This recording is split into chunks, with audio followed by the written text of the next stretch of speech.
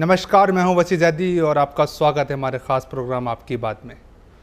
उत्तराखंड के अंदर जिस तरह से कांग्रेस की अगर हम बात करते हैं तो 2002 के विधानसभा चुनाव में उस वक्त जीत हासिल की थी। अंतरिम सरकार चल रही थी भाजपा की और भाजपा अपने आप को जिस तरह बताती थी कि वो उत्तराखंड के निर्माण में सबसे आगे भूमिका निभाने वाली है, लेकिन कांग्रेस ने उसके बाद जीत हासिल करी। लेकिन सबसे बड़ा सवाल ये कि उत्तराखंड के निर्माण के बाद जिस तरह से कांग्रेस के आपसी झगड़े और आपसी गुटबाजी सामने आई, कई बार ऐसे पहलू रहे कि कांग्रेस की बातें कमरे से बाहर निकली, कई बार ऐसे पहलू रहे जब वरीयता को दरकिनार किया गया और आगे दूसरे लोगों को काम करने का मौका मिला।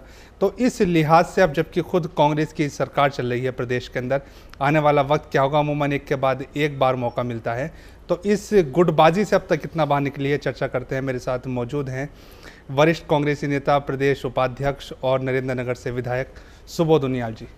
उनियाल जी, स्वागत है आपका। धन्यवाद। उनियाल जी, बड़ी अच्छी भूमिका संगठन में आपने निभाई थी। उत्तराखंड के निर्माण से पहले भी जब हम बात करते हैं तो सलमान खुर्शीद जी उत्तर प्रदेश के प्रदेश अध्यक्ष होते थे और उस वक्त आप प्रदेश महामंत्री थे। पहाड़ से यदि कोई नाम जाता था संगठन के तौर पर तो सुबोध उनियाल का नाम पहले जाता था। लीड स्टोरी खेलते खेलते आप कैसे पिक्चर से आज गायब हो गए? नहीं, सवाल गायब होने का नहीं। देखिए, राजनीति में आदमी को काम करते रहना चाहिए और हम लोग एक सामाजिक कार्यकर्ता और जनसेवक की भावना से काम करते हैं। मुझे आशीर्वाद मिला था स्वर्गीय हेमवती नंदन बहुगुणा का इलाहाबाद विश्वविद्यालय में छात्र राजनीति के दौरान, और मुझे उन्होंने उस समय 21 वर्ष की उम्र में प्रदेश महामंत्री बनने का अवसर मिला यूथ विंग का। बहुगुणा जी की मौत के बाद हम लोग कांग्रेस में शामिल हुए। मुझे उत्तर प्रदेश यूथ कांग्रेस के उपाध्यक्ष के तौर पर सेवा करने का अवसर मिला। 1991 में जितेंद्र प्रसाद जी के साथ मुझे मुझे संयुक्त मंत्री ज्वाइंट प्रदेश कांग्रेस कमेटी उत्तर प्रदेश का बनने का अवसर मिला। और जब सलमान खुर्शीद साहब अध्यक्ष थे तो ट्रांजिट कमेटी में मैं जनरल सेक्रेटरी रहा, एकमात्र पदाधिकारी था पूरे प्रदेश से जी। और तब से लेकर हर कमेटी में मैं समझता हूँ मुझे संगठन में काम करने का अवसर मिला। इसीलिए मैं, आपको ध्यान होगा, जिस समय ये सरकार का गठन हो रहा था तब भी मैं गुलाम नबी जी को, जनार्दन जी को और अंबिका सोनी जी को मैंने स्पष्ट कहा था कि मैं संगठन में काम करना चाहता हूँ। तो पीछे धकेलने वाला कोई प्रश्न नहीं है। सवाल, देखिए, राजनीति में दो चीज़ें बहुत महत्वपूर्ण होती हैं, और चूँकि मैं भगवान पर भरोसा करता हूँ तो एक तो डेस्टिनी का बड़ा महत्व होता है कि आपकी डेस्टिनी में क्या है, और दूसरा, आप जानते हैं हर दल में अलग अलग ग्रुप्स होते हैं। कोई दल ऐसा नहीं है, बड़े दल जो होंगे तो ग्रुप भी होंगे। तो कब किसका पल्ला भारी है, कब किसका पल्ला भारी, ये भी काउंट करता है। नहीं तो पल्ला भारी तो अब तो थी वरीयता के आधार पर आप उस गुट को भी देखकर चल रहे, तो अब तो सबसे पहले आप ही का नाम। देखिए, सवाल था गुट के अलावा हम लोगों ने हमेशा कोशिश की कि अगर कांग्रेस में है तो कांग्रेस की मजबूती के लिए काम करें। और स्वयं मुझे याद है जब बहुगुणा जी मुख्यमंत्री बने और एक परिस्थिति ऐसी बनी थी, बहुगुणा जी चाहते थे मैं मंत्रिमंडल में रहूँ, लेकिन मैंने स्वयं बहुगुणा जी से मंत्रिमंडल में स्वयं को लेने से मना कर दिया था, क्योंकि हालात ये थे कि कुछ लोग लगातार एक ऐसी परिस्थितियाँ पैदा करना चाह रहे थे कि सरकार की अस्थिरता बढ़े और सरकार के अंदर एक बहुगुणा जी को लेकर के विरोध चले। तो उस स्थिति में मुझे लगा कि मुझे स्वयं को सेक्रीफाइस करने की आवश्यकता है। वही तो सेक्रीफाइस हम देखते हैं ना। उस वक्त सुबोध उनियाल जी ने सेक्रीफाइस किया। सुबोध उनियाल जी ने उस वक्त संगठन को भी तरजीह दी, सरकार को भी तरजीह दी, विजय बहुगुणा जी का हाथ मजबूत किया, खुद कैबिनेट में नहीं आए। कई बार ऐसे पहलू रहे, जैसा आपने कहा विजय बहुगुणा जी चाहते थे कैबिनेट में शामिल हो सुबोध उनियाल उस वक्त कैबिनेट में शामिल नहीं हुए। संगठन की इस वक्त तरजीह नहीं मिली, उस वक्त प्रदेश अध्यक्ष इस वजह से नहीं बनी। 1 साल तक पद खाली चलता रहा। यशपाल जी इस्तीफा दे चुके थे, लेकिन उन्हें दोबारा कार्य करने का मौका मिला। सवाल यह था क्योंकि विजय बहुगुणा जी के खास थे, सरकार और संगठन एक हो जाता। उस वक्त प्रेशर था, लेकिन आज तो कोई प्रेशर ही नहीं था। देखिए, मैंने आपसे कहा, आपको मालूम है कि हम लोगों ने बड़ी जो बातें हुई थी ऊपर के हाईकमान के साथ, बड़े एक गंभीर मेरे नाम पर भी चर्चा हुई। मैंने कहा मेरी डेस्टिनी नहीं रहा होगा, इसलिए मुझे अध्यक्ष बनने का अवसर नहीं मिला। डेस्टिनी काफ़ी नहीं है इसके लिए। मैंने कहा ना, देखिए, डेस्टिनी के साथ कर्म में तो मेरी कभी नहीं है। कर्म ने वो अधिकार रस्ते माँ फरीसो कदा जना। कर्म करने में मैं कमी नहीं करता, लेकिन फल कहीं ना कहीं ऊपर वाले के हाथ में है। और जिस समय कुछ समीकरण, इक्वेशंस कुछ ऐसी बनी कि शायद मैं उन इक्वेशंस पे फिट नहीं महसूस हुआ उन लोगों को। तो उसके बाद की स्थिति, सबसे बड़ा सवाल तो ये ना उनियाल जी, आप अगर उस डेस्टिनी के साथ क्रम की बात करो, वो जो एक सबसे बड़ा यहाँ पर मैपिंग तैयार की जाती है संगठन के लिए कि यदि आपका मुख्यमंत्री गढ़वाल से है तो कुमाऊं से आपको प्रदेश अध्यक्ष चाहिए, आपका कुमाऊं से तो वो आपको गढ़वाल से चाहिए, फिर उसके बाद जातिवाद का वो मामला। देखिए सवाल मैं समझता हूँ इस परिपाटी को हमें रोकना पड़ेगा। गढ़वाल कुमाऊं की बात करके हम लोग कहीं ना कहीं इस राज्य की जो नींव है उसको बहुत मजबूत करने का काम नहीं कर रहे हैं।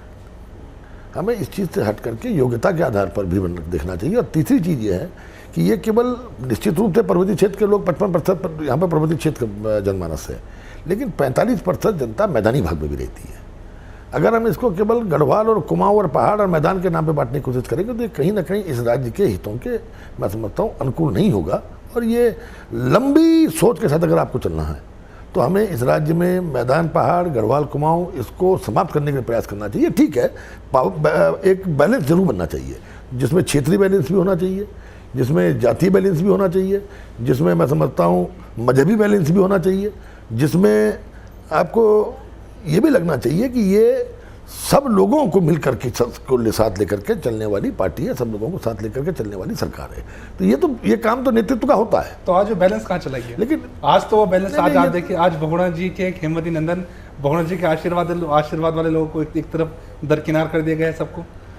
अब देखिए ये तो मैंने कहा ना, हमने जो भी बातें हैं जो कि हम लोगों की नाराज़गी थी, जो कुछ हम लोग चाहते हैं कि बैलेंस ऑफ पावर बने, इसके बारे में हाईकमान से हम लोग मिले थे। हाईकमान को सोनिया जी को से मिलकर के हम लोगों ने सोनिया जी से सारी बातें स्पष्ट कर दी थी। और मैं ये विश्वास है भी और था भी कि जिस तरह सोनिया जी ने कांग्रेस को कई वर्षों तक मजबूत करने का काम किया, सोनिया जी सरकार की स्थिरता के लिए, सरकार की मजबूती के लिए निश्चित रूप से जो बातें हम लोगों ने आपस में शेयर की थी सोनिया जी के साथ, उन बातों पर निश्चित रूप से कार्रवाई होगी। नहीं, एक सबसे बड़ा सवाल है, उनियाल जी आप राजनीति को बड़ी अच्छी तरह समझते हैं और एक बड़े पुराने खिलाड़ी हैं। हरीश रावत जी का मास्टर स्ट्रोक कहेंगे, जब आप सरकार में आए बहुगुणा जी तो उस वक्त उन्होंने अपना प्रदेश अपना विधानसभा अध्यक्ष बनाया, अपने लोगों को कैबिनेट में शामिल हुए। उसके बाद जब वो खुद मुख्यमंत्री बने तो आपका एक भी व्यक्ति शामिल नहीं हुआ, आप थोड़ा भी चेंज नहीं करा सके उसके अंदर। देखिए ऐसा है ना, कभी कभी बहुत अच्छे स्ट्रोक पे भी खिलाड़ी को आउट होना पड़ता है। आप देखें, अब बाउंड्री पे बहुत अच्छा फील्डर खड़ा होता है तो जो शॉट 6 रन के लिए जाना चाहिए, अभी आपने पीछे 2020 में एक मैच में देखा होगा, बाउंड्री के बाहर अपनी बॉडी को फ्लेक्सिबल करके एक खिलाड़ी ने कैच पकड़ लिया था जो सरतिया छक्का था। मैंने कहा देखिए अच्छे स्ट्रोक भी कभी आउट कर देते हैं। जब साथ आप सब लोग दे रहे हो तो फिर कैसा? कभी आप देखते हैं कि बॉल बाहर जा रही होती है, अंपायर उंगली उठा देता है।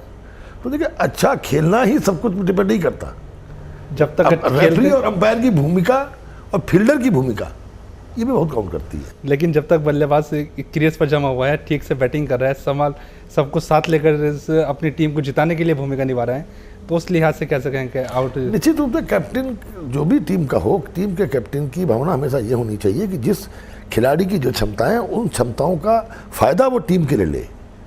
अगर कोई खिलाड़ी ऐसा नहीं करता तो मैं समझता हूँ उचित नहीं है। तो आज तो आपके साथ तो दोहरा वो हुआ ना। देखिए मेरे साथ मैंने कहा ना, मैं बहुत पेशेंस है मुझ पर। राजनीति में 18 वर्ष की उम्र में मैं राजनीति में आ गया था। इलाहाबाद विश्वविद्यालय में एक छात्र नेता के रूप में मुझे काम करने का अवसर मिला। उत्तर प्रदेश जैसे विशाल राज्य में युवा राजनीति में मैं रहा और उसके बाद मुख्य धारा में भी मैं आया। तो मुझ पर राजनीति के अप एंड डाउन्स मैंने बहुत देखे। और लेकिन क्योंकि एक ऐसे बटवृक्ष की साया में हम लोगों ने राजनीति प्रारंभ की थी जी, हेमवती नंदन बहुगुणा की, जिन्होंने राजनीति में सिखाया है कि राजनीति में हमेशा सकारात्मक रहना चाहिए, राजनीति हमेशा। और दूसरा चूँकि मैं स्वयं धार्मिक भी हूँ तो मैं इस बात पर विश्वास करता हूँ कि कभी ना कभी न्याय होता है, लेकिन समय निकल जाता है। समय, मैंने आपसे कहा ना, न्याय होता है। क्या स्थिति देखते हैं? मुझे याद है रावत जी से मेरी बातें हो रही थी जब मैं एम्स में उनको देखने गया, तो उन्होंने इस चीज़ को स्वीकार किया कि मेरे साथ जाति हुई है। और साथ में उन्होंने ये भी कहा कि उनके साथ भी कांग्रेस ने बहुत जाति हुई और उनको इस जाति के बाद उनको उसका फल मिला, आज वो मुख्यमंत्री हैं। तो मैं भी सोचता हूँ जिस तरह रावत जी ने बताया कि उनके साथ जाति भी उन्हें फल मिला, तो कहीं ना कहीं जाति का फल मिलेगा। तो प्रतिफल तो आप ही भुगत रहे हैं ना उसका? देखेंगे फल, मैंने आपसे कहा ना, प्रतिफल तो आज सुबोध उनियाल जी भुगत रहे हैं। कर्म करे जा, फल की चिंता मत करे इंसान, जैसे कर्म करेगा वैसे फल देगा भगवान। आप आज स्थिति देखिए ना, आज आप पूरे विधायक उठा लीजिए, आप अपने बहुगुणा जी के खेमे के गुट से उठा लीजिए, आप हरीश रावत जी के गुट से उठा लीजिए। आज अनदेखी का शिकार कौन है? सिर्फ अकेला सुबोध उनियाल क्या? देखिए अनदेखी नहीं है, मैं आपको स्वयं बता रहा हूँ। देखिए सवाल केवल उद्देश्य ये नहीं होना चाहिए कि सत्ता को किस तरह से ग्रैब कर लिया जाए। पावर, मैंने आपसे कहा कि राजनीति में जो व्यक्ति कहता है मेरी महत्वाकांक्षा नहीं है, वो कहीं ना कहीं जनता को भ्रमित करने की बात कर रहा है।